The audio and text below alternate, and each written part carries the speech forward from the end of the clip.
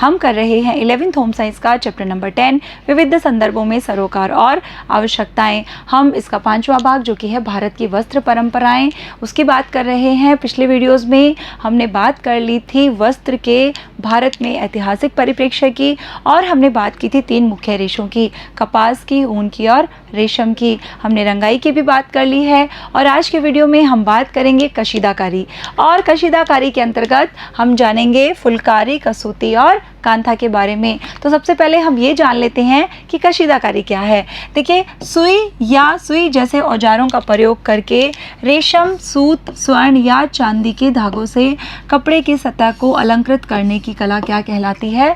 कशीदाकारी। आपसे पूछे जा सकता है शॉर्ट क्वेश्चन में कशीदाकारी क्या है, तो आप क्या लिखेंगे कि या तो हम सुई का प्रयोग करते हैं या सुई जैसे कुछ ऐसे औजार होते हैं जिसमें हम अलग अलग धागों का प्रयोग करके कपड़ों की सतह को सजा देते हैं।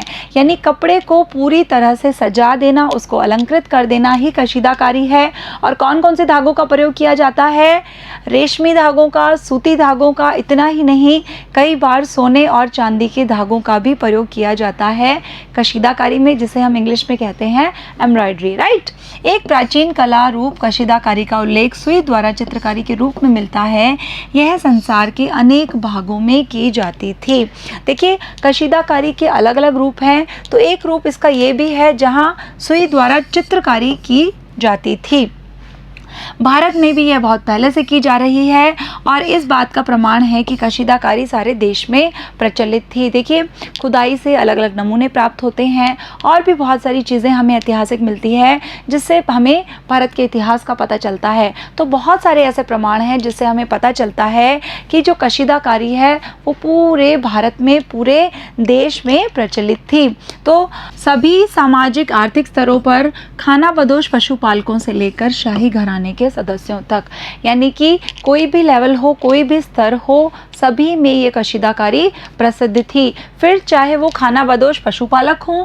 खानाबदोश क्या होता है बच्चों?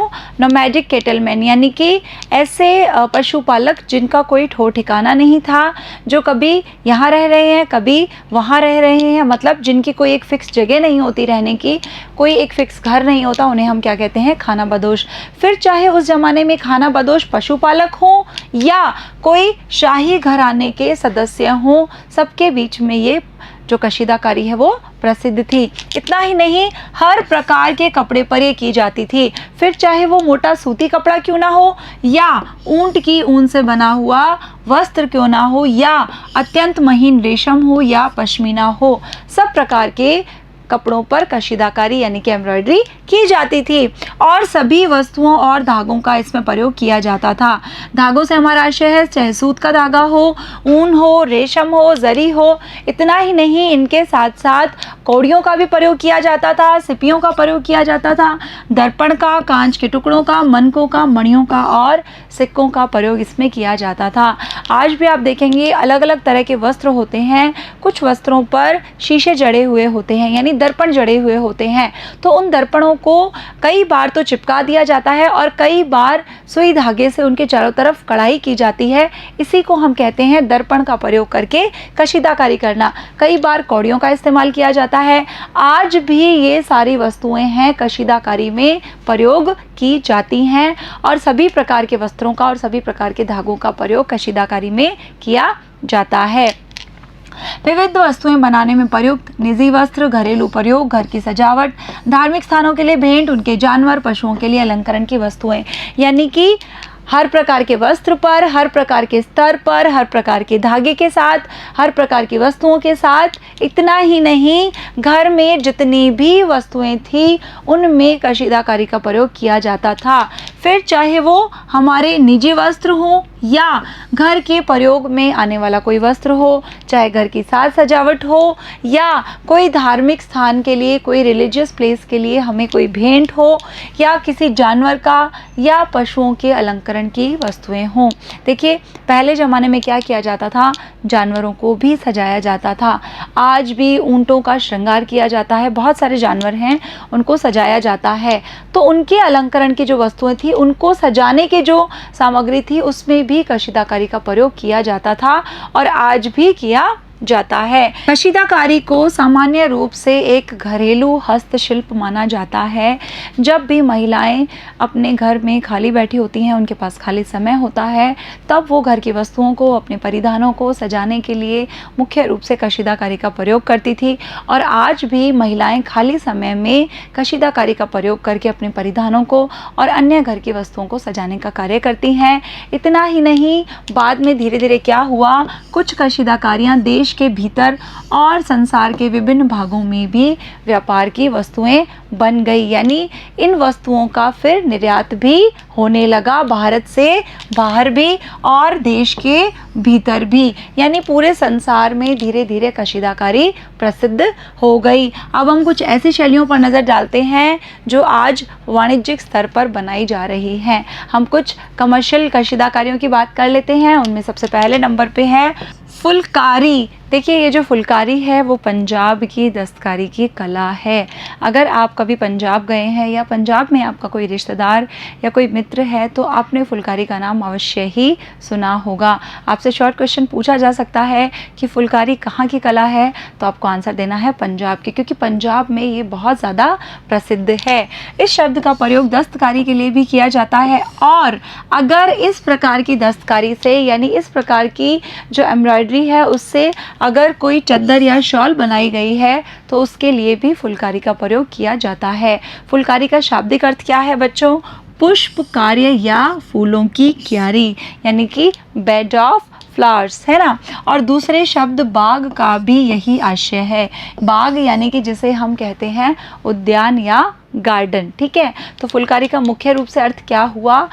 फ्लावर वर्क, फूलों का काम, फूलों की क्यारी, बेड ऑफ फ्लावर्स या गार्डन, ठीक है। फुलकारी मुख्यतः एक घरेलू शिल्प था जो घर की लड़कियों तथा महिलाओं द्वारा और कई बार उनके निर्देशन में सेविकाओं द्वारा किया जाता था।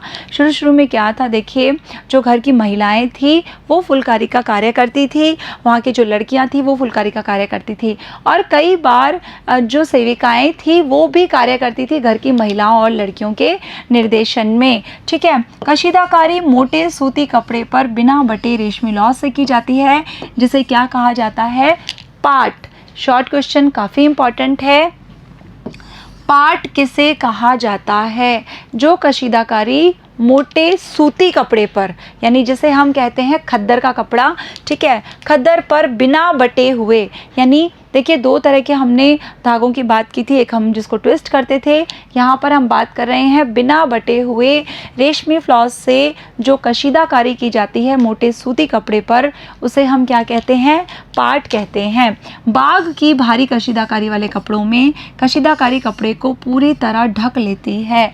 देखिए, अलग अलग तरह की कशीदाकारी की जाती है फुलकारी के अंतर्गत। ये जो बाग की भारी कशीदाकारी जब की जाती है, बाग यानी कि गार्डन यानी कि उद्यान, ठीक है, तो बाग की जो भारी कशीदाकारी की जाती है, तो ऐसे कपड़ों में हमें गार्डन में कशीदाकारी नहीं करनी है।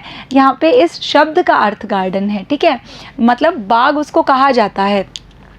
तो ऐसे कपड़ों में क्या किया जाता है? इतनी मतलब हैवी एम्ब्रॉयडरी की जाती है, इस तरह की कशीदाकारी की जाती है कि पूरा का पूरा जो कपड़ा है वो उससे ढक जाता है। पता ही नहीं चलता कि कपड़े का जो मूल कलर है, जो उसका मूल रंग है, वो क्या था। कपड़े के मूल रंग को जानने के लिए हमने उसको उल्टा करके देखना पड़ता है। इतनी ज़्यादा अच्छी और इतनी हैवी एम्ब्रॉयडरी बाग के अंतर्गत की जाती है। पारंपरिक रूप से यह कशीदाकारी विवाह उत्सवों से जुड़ी हुई थी। यानी हम अगर हमारे ट्रेडिशंस की बात करें तो होता क्या था, जो विवाह उत्सव थे उस समय पर इस तरह के बाग तैयार किए जाते थे, जो कि नानी द्वारा अपनी नातिन के लिए या दादी द्वारा अपने पोते की पत्नी के लिए बनाए जाते थे। यानी कि इसका मुख्य उद्देश्य उस समय जो था वो किस तरफ से था? पारंपरिक तरफ से, यानी कि नानी अपनी किसको देती थी? नातिन को, या दादी अपने जो पोता होता है उसकी वाइफ को ये बाग भेंट करती थी। किसमें? शादी, त्यौहार और उत्सवों पर। अब हम बात कर लेते हैं कसूती की। हमने फुलकारी की बात की कि फुलकारी मुख्य रूप से कहाँ से जुड़ी हुई है? पंजाब से। उसी तरह से अगर हम कसूती की बात करें तो कसूती कहाँ की कशीदाकारी है? कर्नाटक के। शॉर्ट क्वेश्चन में आपसे पूछा जा सकता है, अपनी नोटबुक में नोट कर लीजिए कि कसूती का संबंध कहाँ से है, कर्नाटक से। देखिए कसूती जो ये शब्द है ये किससे बना हुआ है, कशीदा से, जो कि एक फारसी शब्द है। फुलकारी की तरह ये जो कसूदी है ये भी एक घरेलू शिल्प है और मुख्यतः किसके द्वारा किया जाता है, स्त्रियों के द्वारा अपने खाली समय में किया जाता था और आज भी किया जाता है। यह कशीदाकारी का एक अत्यंत सूक्ष्म रूप है जिसमें कशीदे के जो धागे हैं कपड़े की बुनाई के पैटर्न को अपनाते हैं। यानी ये एक ऐसी एम्ब्रॉयडरी है जिसमें जो धागे हैं कपड़े की जो बुनाई है उसके पैटर्न के साथ साथ चलते हैं। इसे हम क्या कहते हैं, कसूती कहते हैं। ये रेशमी कपड़े पर रेशमी धागे की बारीक लड़ियों से की जाती है।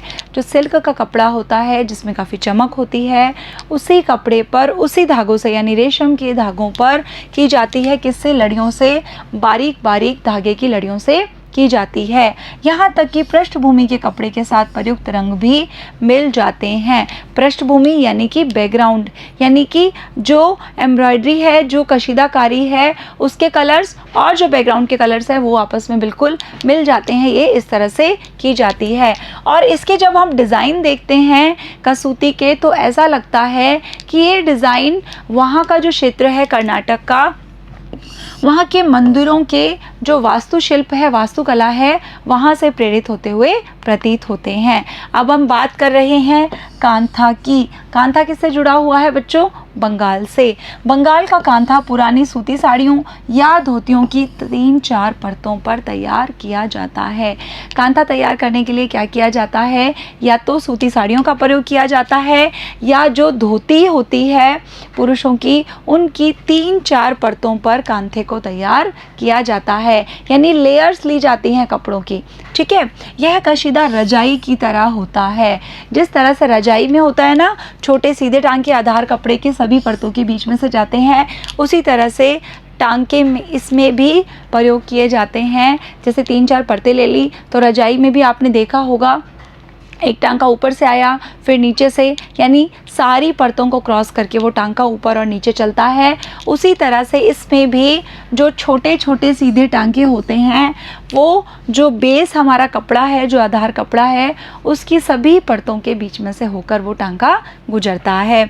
इस प्रकार बनने वाले वस्त्र को भी कांथा कहते हैं। और ये जो कांथा कढ़ाई है, ये जो कशीदा है, इसका जो मूल है वो घिसे हुए क्षेत्र को मजबूत करने के लिए रफू में हो सकता है।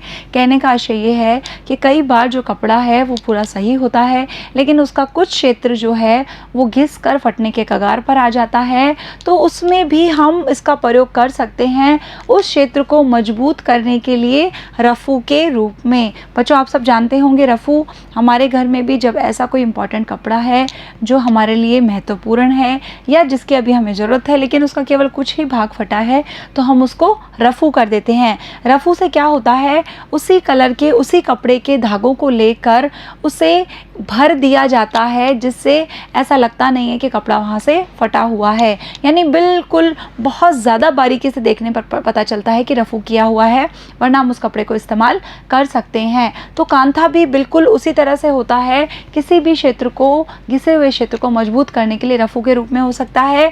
लेकिन क्या किया जाता है, बाद में उस टांकों से उस पर बनी हुई आकृतियों को भरा जाता है। यानी अब टांकों से जो आकृति बना दी है कांथा में, फिर अब उसको भरा जाता है, उसकी फिलिंग की जाती है।